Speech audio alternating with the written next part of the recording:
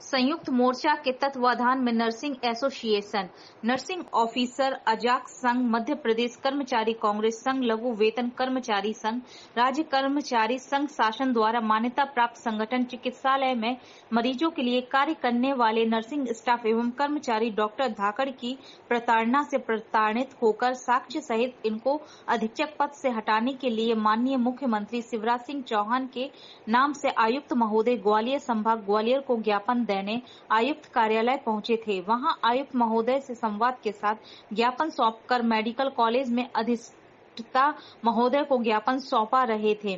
उसी समय डॉक्टर हितेंद्र यादव आ पहुंचे, जो कि मेडिकल कॉलेज में पीजी के छात्र भी हैं। वहां उपस्थित महिला एवं पुरुष कर्मचारियों ने बताया कि उनके साथ डॉक्टर हितेंद्र यादव ने अभद्रता और गुंडागर्दी की और उपस्थित समस्त महिला पुरुष कर्मचारियों ने गुंडागर्दी नहीं सहन करने के नारे भी लगाए। ज्ञापन देने संयुक्त मोर्चा के पद अधिकारी, जिनमें सुश्री रेखा परमार नर्सिंग एसोसिएशन, मधुसूदन शर्मा मध्य प्रदेश कर्मचारी कांग्रेस, अतर सिंह जाटव जिला महासचिव अजाक संघ, नर्सिंग ऑफिसर ओम श्री राज्य कर्मचारी संघ, भावना, पंकज, नेहा कौल, अनीता शर्मा, गीता रघुवंशी, अंजना पांडे, लोकेंद्र सूर्यवंशी, दिलीप मांझी, सुनील धोरिया, ब्रजेश शर्मा, अनिल विनोद, जयंत इकबाल, मुकेश माधव, वाहिद अली, राकेश गोड़, रेखा दोहरे, रचना राजपूत, मयूरी गोयल, आरती बरैया, पूनम शरणकर, पूनम कुशवाहा, सुनीता भदौरिया, उर्मिला सेन, मानसी दत्ता, विनीता नर्सिंग ऑफिसर आदि रहे।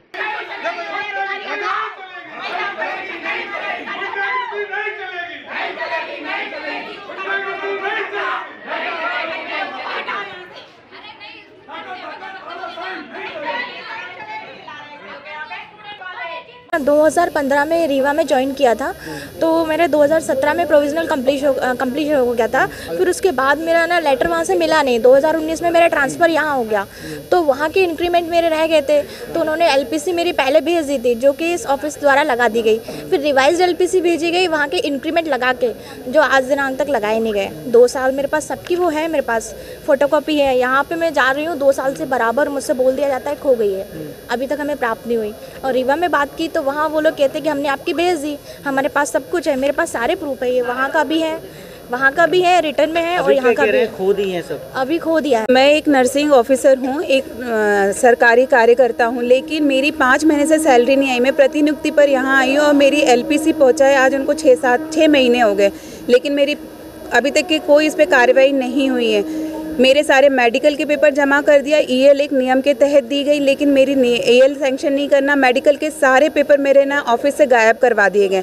मुझसे कहा जाता है कि तुम आके मुझसे अकेले शाम में मिलो तो तुम्हारे सारे काम है। ये सारा जब तक हमने एक संयुक्त मोर्चा नहीं बनाया था तब तक के तो ये कहा गया कि आपकी नोटशीट तैयार है, आपकी सैलरी आ जाएगी, सब कुछ निकल जाएगा। जैसे संयुक्त मोर्चा की बात है, हमने अपनी आवाज़ उठाई तो मेरे सारे पेपर गायब कर। जहाँ पे आईसीयू में वन पेशेंट पे 1 स्टाफ होना चाहिए, वहाँ पे हम 13 लोग काम कर रहे थे, और आज की डेट में प्रेजेंट बच्चे वहाँ पे 95 है। ये 90 से लेके 150 तक जाते हैं। ये हम पिछले 1.5 साल से कर रहे हैं। हमने कंसल्टेंट के थ्रू भी, आपका कोई कार्रवाई नहीं, कोई कार्रवाई नहीं है। हम 13 लोग थे, 13 में से अभी प्रेजेंट में 2 प्रेग्नेंट है। प्रेगनेंसी की स्टेज में भी, मतलब प्रेगनेंसी फेज में भी वो लोग अकेले भी हम ड्यूटी करते हैं। 2-3 शिफ्ट होती हैं, 3 शिफ्ट में भी कभी हम 2 कर रहे हैं, कभी 3 कर रहे हैं।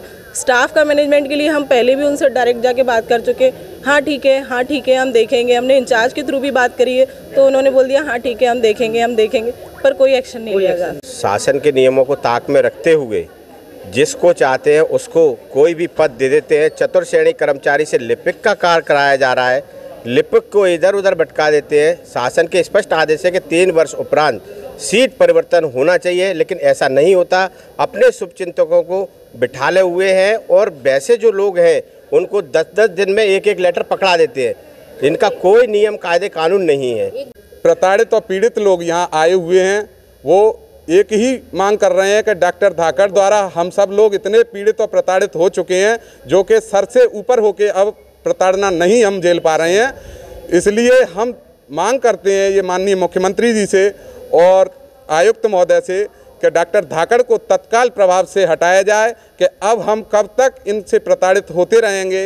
अब प्रताड़ना की हदें पार हो चुकी हैं, हम लोग अब प्रताड़ना नहीं सहन कर पा रहे हैं। की तरफ से भी आया हूं और अपने समर्थन देता हूं लघु वेतन कर्मचारी संघ की ओर से कि यदि धाकड़ जी को नहीं हटाया तो हमारा पूरा लघु वेतन कर्मचारी जिला शाखा ग्वालियर के द्वारा चरणबद्ध आंदोलन में इनके सहयोग में उतरेगा और धाकड़ जी को हटाना। अगर हमारी इन नर्स बहनों को न्याय नहीं मिला तो मध्य प्रदेश लघु वेतन कर्मचारी संघ संयुक्त कर्मचारी मोर्चा की तरफ से बहुत बड़ा आंदोलन करेगा, जिसके आगे शासन और प्रशासन को झुकना पड़ेगा। नाम रेखा परमार है, मैं प्रदेश अध्यक्ष हूँ नर्सेस एसो मध्य प्रदेश की। आज जो आरके धाकड़ अधीक्षक जी हैं उनको हटाने की आप लोग मांग कर रहे हैं, क्या कारण है? देखिए, आरके धाकड़ ने जिस समय पद ग्रहण किया था उसी समय से सभी को पता था कि वो नाकाबिल इंसान हैं, उनको एडमिनिस्ट्रेशन का ज्ञान नहीं है।